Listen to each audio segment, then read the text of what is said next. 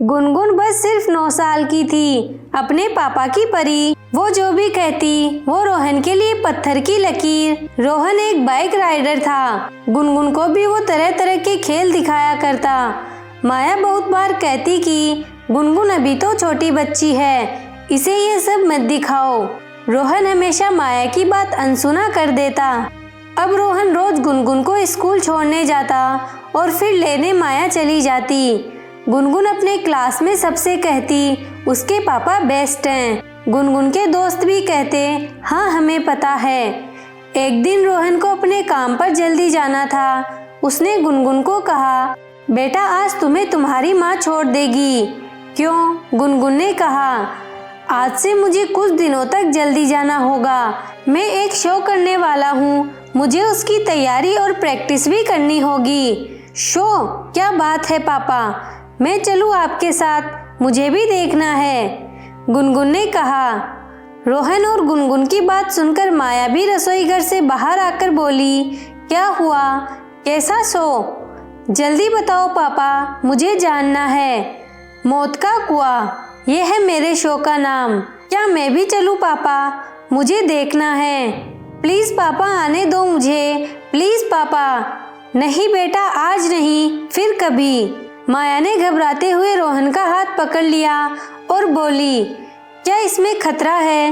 रोहन मुस्कुराते हुए बोला नहीं माया, इसमें कोई खतरा नहीं, तुम चिंता मत करो, मुझे कुछ नहीं होगा। बस केवल 15 दिन की बात है, फिर ये शो खत्म। क्या 15 दिन? माया ने घबराते हुए कहा। तुम क्या पागल हो गए हो? माया ने गंभीरता से कहा। ये कोई बच्चों का खेल नहीं है रोहन, इसमें तुम्हारी जान भी जा सकती है। रोहन ने माया का हाथ पकड़ते हुए कहा चिंता मत करो और गुनगुन की तरफ देखकर इशारा किया।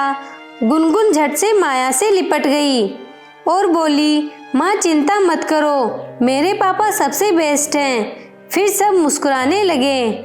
गुनगुन जल्दी से बोली चलो, मुझे स्कूल के लिए देरी हो रही है, चलो जल्दी चलो। रोहन ने कहा चलो आज मैं तुम्हें छोड़ देता हूँ, कल से मम्मी छोड़ दिया करेगी। ठीक है पापा, गुनगुन ने कहा। रोहन ने गुनगुन को स्कूल छोड़ दिया और फिर वो अपने काम पर चला गया। बस कुछ दिनों तक ऐसा चलता रहा। एक दिन गुनगुन ने सोचा क्यों न मैं पापा का शो देखने जाऊं। उसने मन ही मन में सोच लिया था कि मम्मी जब स्कूल छोड़ देगी तब वो पापा के पास चली जाएगी। माया ने गुनगुन को स्कूल छोड़ दिया, फिर वो घर की तरफ निकल गई। गुनगुन को पता नहीं था कि रोहन का शो कहाँ होने वाला था, पर उसने रोहन और माया की बातें सुन ली थी। वो गुनगुन के स्कूल के पीछे एक जगह है, वहाँ होगा। गुनगुन स्कूल से निकल गई और अपने पापा का शो देखने चली गई। गुनगुन को वहाँ देखकर रोहन चौंक गया। तुम यहाँ कैसे आई बेटा, और तुम्हें कैसे पता चला कि शो यहाँ है? गुनगुन ने घबराकर कहा पापा आप जब मम्मी से कल बात कर रहे थे तब मैंने सुन लिया। सॉरी पापा। ठीक है, लेकिन एकदम चुप रहना, एकदम से चिल्लाना मत। ओके पापा। बस अब शो शुरू हो गया। गुनगुन तालियां बजाती हुई खुशी से नाचने लगी। वो पापा बीच में शो में जब बाइक गोल गोल ऊपर तक आती तो गुनगुन घबरा जाती। बस वो खत्म होते ही गुनगुन अपने पापा से लिपट गई और बोली वाह पापा वाह, मुझे बहुत मजा आया इस शो में। शो आज जल्दी खत्म हो गया था। रोहन ने कहा चलो बेटा अब घर चलते हैं। गुनगुन घबराते हुए बोली पर पापा मेरी स्कूल अभी खत्म नहीं हुई है।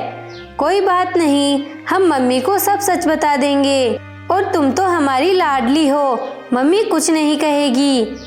रोहन ने गुनगुन को बाइक पर बैठाया और घर की तरफ चले। गुनगुन पापा और तेज चलाइए ना प्लीज। रोहन और तेज चलाने लगा, तभी ब्रेक फेल हो गए। उसने बड़ी कोशिश की पर वो कंट्रोल न कर पाया। सामने से बड़ी ही तेजी से गाड़ी आ रही थी। रोहन ने कंट्रोल करने की कोशिश की पर उनका एक्सीडेंट हो गया। गुनगुन को सर पर गहरी चोट लगी थी। रोहन बेहोश हो गया था। सब लोग रोहन और गुनगुन को अस्पताल ले गए। रोहन की चोट मामूली थी, इसलिए उसे कुछ नहीं हुआ। रोहन ने होश में आते ही माया को कॉल करके सिटी अस्पताल बुला लिया और उसको सब कुछ बताया।